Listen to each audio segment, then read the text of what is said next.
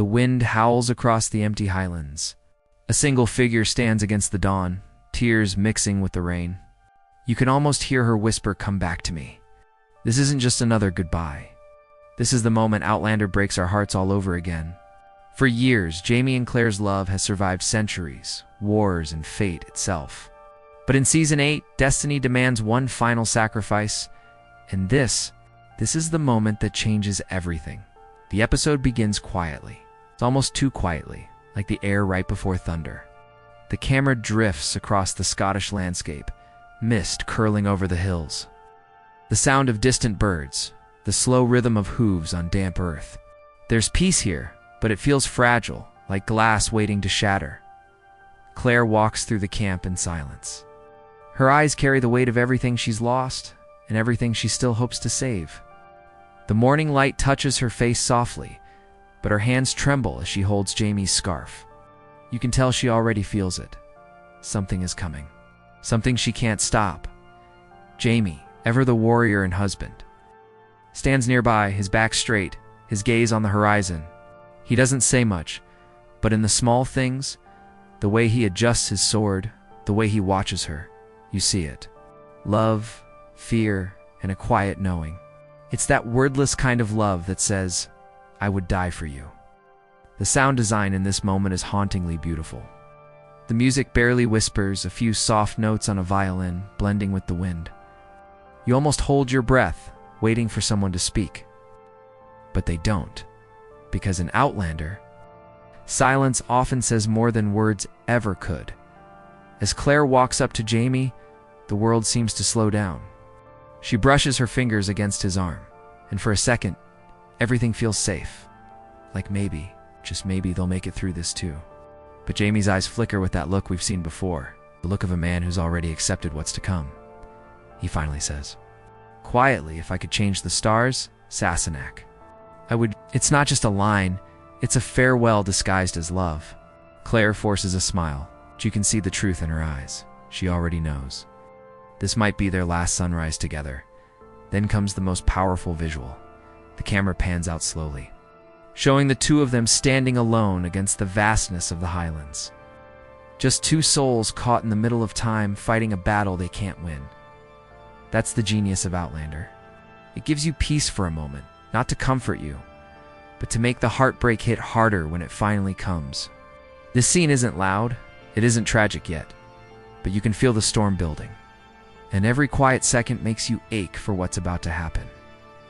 Because when love is this strong, loss isn't far behind. And in Season 8, that loss is closer than ever. Time in Outlander has never been a friend. It's a thief. Stealing moments of joy and leaving behind the ache of what could have been. In Season 8, time becomes their final enemy. Every tick of the clock feels heavier, like the world itself is counting down to a loss neither Jamie nor Claire can escape. As the sun climbs higher, Jamie walks through the quiet forest. His hand brushes over the bark of an old oak, the same one where he once carved their initials years ago. The letters are faded now, almost lost to the weather, and that alone says everything. Nothing stays untouched by time, not even love that's fought through centuries. The narration could almost whisper, he's been a soldier, lover, a ghost of two worlds. But now, he is just a man trying to hold on to what time is trying to take away. Claire's voice breaks the silence, calling his name. She's holding a letter, one that carries news too heavy to read aloud. Her hands shake as she passes it to him. Jamie doesn't read it right away. He just studies her face, like he's trying to memorize every detail, the way her hair moves in the wind.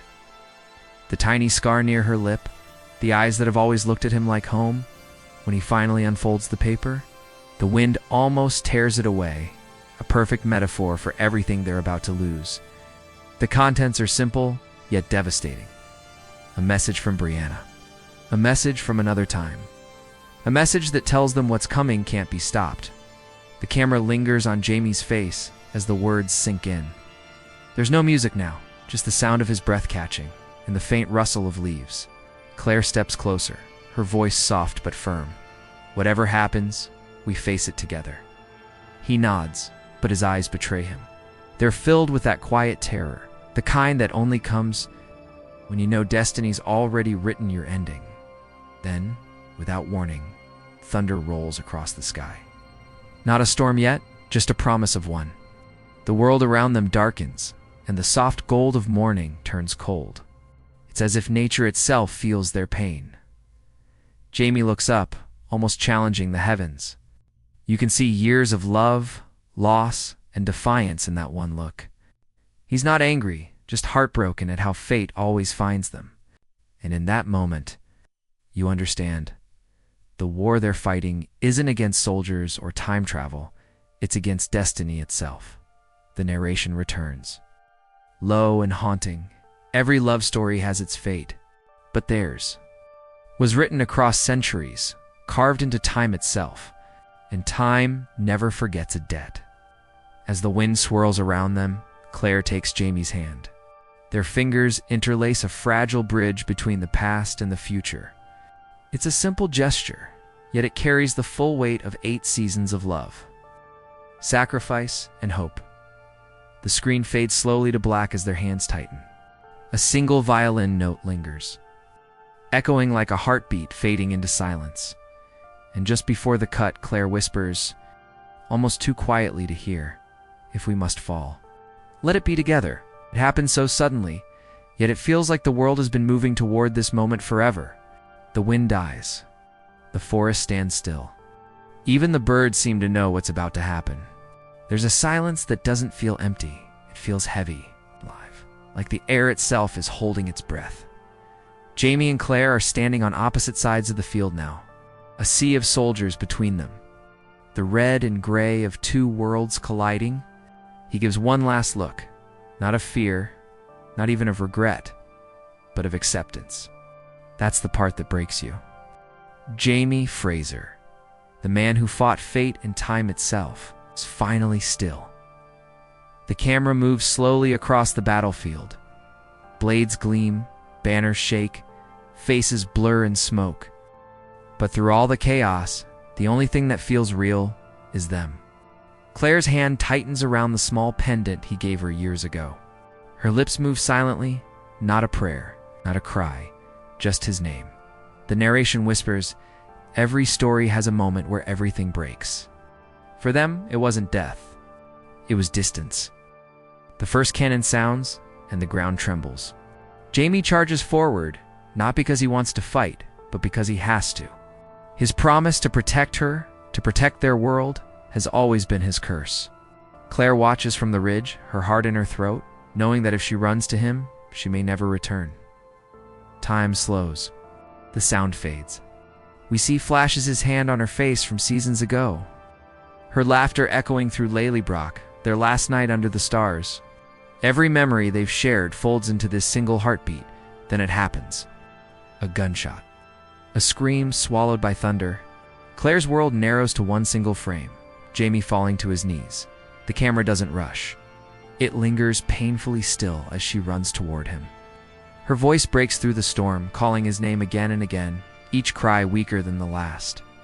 When she finally reaches him, there's no music. Just the sound of rain hitting mud and her trembling breath.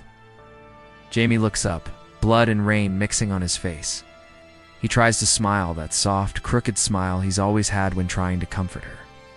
"Dinna cry, Sassenach," he whispers, voice shaking. "You'll see me again. It's not a goodbye. It's a promise." The kind Outlander fans know too well, love that refuses to end, even when time says it must. Claire holds him close, refusing to let go. Around them, the battle fades into silence. Like the world is bowing its head. The narration breaks the quiet, low and aching. For 8 seasons, they've defied fate. But in this moment, fate wins. As the scene fades to black, we hear only one last sound. Claire's voice. It's whispering through the darkness. "Then I'll find you, no matter the century." There's no music now, only the soft hum of the wind and the broken rhythm of Claire's breathing. The world has gone quiet, like it too is mourning. Smoke drifts across the field and everything is painted in shades of gray. This isn't a battlefield anymore. It's a graveyard of promises. Claire kneels beside Jamie, her hands trembling, as she tries to stop the bleeding that won't stop. Every touch feels desperate, every heartbeat a plea. You can see it in her eyes, that fight between denial and truth. She's healed men on death's door before, pulled them back from the edge with her strength and skill. But this time, it's different. This time, the healer is powerless. She whispers his name again and again, as if saying it could keep him here. "Jamie, look at me. Please, just look at me." Her voice cracks on the last word. And that crack feels like it runs through the entire series, through every moment they've shared, every vow they've made. Every time they found each other after being torn apart, Jamie's hand finds hers, weak but steady. His eyes, half open, glimmer with that fierce love that's never left him. He tries to speak, but the words come out soft, almost swallowed by the rain. "Dinna cry, Claire. It was always ye. Always will be." The camera moves closer, not to his wound, not to the chaos, but to their hands. Fingers intertwined, knuckles pale, blood mixing. The narration returns, low and fragile. Love isn't always loud. Sometimes it breaks in whispers, in the spaces between heartbeats, in the seconds before goodbye. Claire's tears fall onto his face, and for a moment he smiles. That small, almost invisible smile that says he's at peace. Then, slowly, his eyes close. But what makes this scene so devastating isn't just his fall, it's what happens after. Claire doesn't scream. She doesn't collapse. She simply sits there, her hand still holding his, as if refusing to believe time has taken him again. Her face is blank, her heart clearly broken. But there's a strange calm that settles over her, the kind that comes when grief is too deep for sound. The sky opens up, thunder rolling far in the distance. The rain grows heavier, washing over them both. It's as if nature itself is trying to cleanse the pain, but the ache remains. The camera pulls back, showing her small figure kneeling beside the man who once changed. History for her. The narration whispers again. This isn't just loss. It's the universe reminding her that love has a cost, and she's paid it in every lifetime. As the frame fades into soft gray, the violin returns, slow, mournful. The same melody that played in their wedding scene years ago. It's a cruel echo, turning what was once joy into a memory soaked in sorrow. And in the final second of this scene, Claire lifts her head toward the horizon, her voice barely audible. "You promised me time wouldn't keep us apart." Her words hang in the air, unanswered as the storm rages on. The days after feel like years. Time no longer moves forward. It just circles around her, dragging her through the same memories, again and again. The war may be over, but inside Claire, it still rages on. Every corner of Lallybroch, every gust of Highland wind carries a whisper of him. Jamie Fraser may be gone, but he's everywhere. The camera drifts through empty rooms, his coat still hanging by the door, sword leaning where he left it, the imprint of his boots fading in the mud outside. The silence in these spaces is suffocating. You almost expect to hear his voice calling her name from another room. That gentle Sassenach echoing in the air, but it never comes. Claire moves like someone caught between worlds again. But not through time, through grief. She touches the things he once held, the scarf, the letters, the photographs. Each object becomes a piece of him, a lifeline she refuses to let go of. She's not trying to remember him. She's trying to keep him alive. Through the rhythm of her days, the narration cuts softly through the silence. Love doesn't end when the heart stops beating. It lingers in memories, in echoes, in the quiet spaces between breaths. She begins to write. Not in her medical journals this time, but in letters to Jamie, the kind he'll never read. The kind that only the wind will carry. Her voice reads them aloud over slow, haunting visuals of the Highlands. The sun rose without you again. I still wait for your shadow to cross the door. I still listen for your footsteps. You promised me time wouldn't win. Maybe it hasn't. Maybe I just haven't found where you are yet. The scene transitions to her walking along the cliffs overlooking the sea. The waves crash violently below. Same place they once stood together and swore that no force, not time, not war, would break them. Now she stands alone, hair whipping in the wind, But there's no despair in her eyes anymore. Just a quiet strength, the kind born from loving someone beyond the reach of life itself. Then, in a moment that feels almost supernatural, the wind shifts.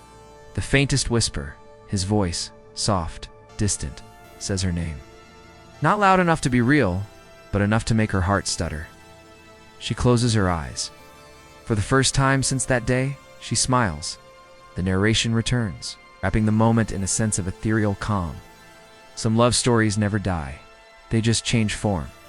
His body may have fallen, but his love, his promise, became part of the world around her. The wind, the rain, the fire that never goes out.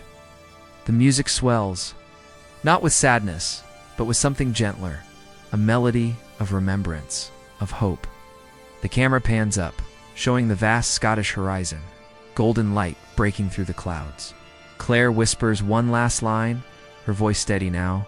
If love can cross centuries, it can find its way back again. Fade to black. It starts with a dream, or maybe something more. Claire can't tell the difference anymore. She's sitting by the fire, the same one they built together on their last night at Fraser's Ridge. The flames crackle softly. And for the first time in weeks, the ache in her chest isn't sharp. It's softer now, almost like a heartbeat against her own. Then she hears it. Not a voice, not a sound, just the feeling of him. That strange pull in her soul that always told her when he was near. It's faint but real, like a thread tugging at the edges of her reality.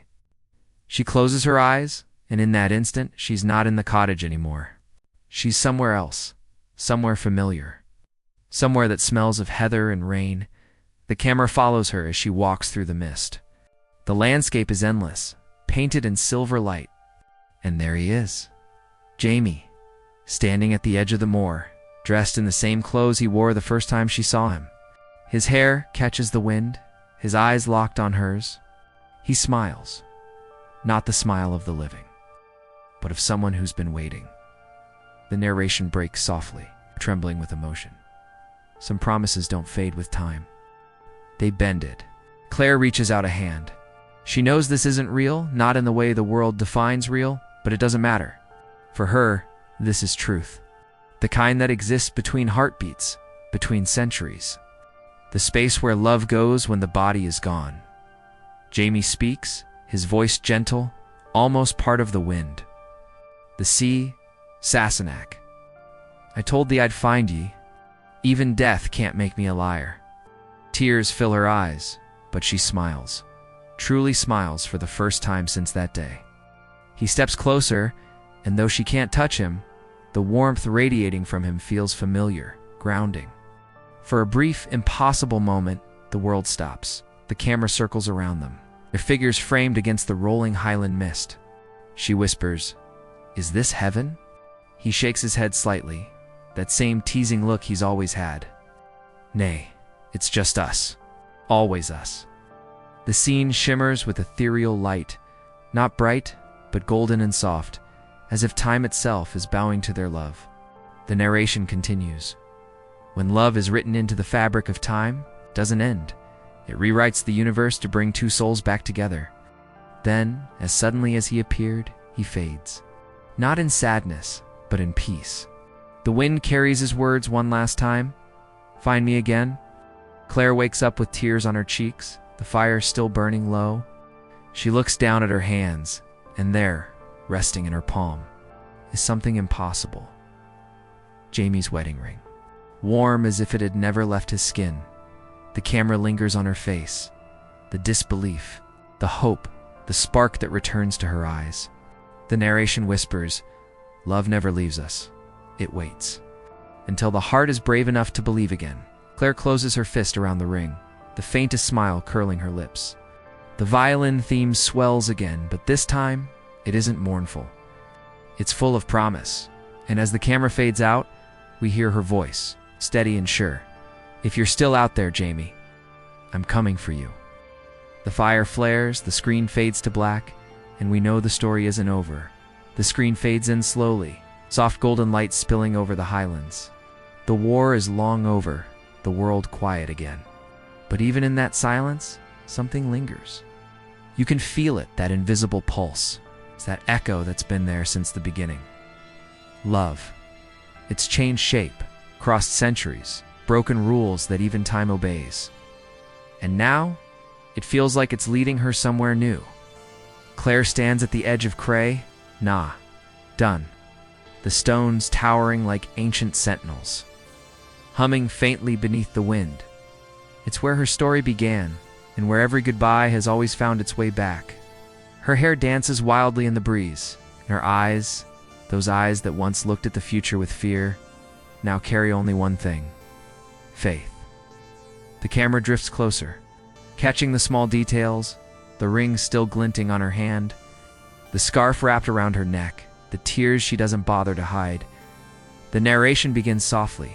Some say love dies when time moves on, but love like theirs doesn't fade. It transforms. It waits. It watches. And when the world forgets, it remembers. She steps closer to the stones. The wind rises not harshly, but like a welcome.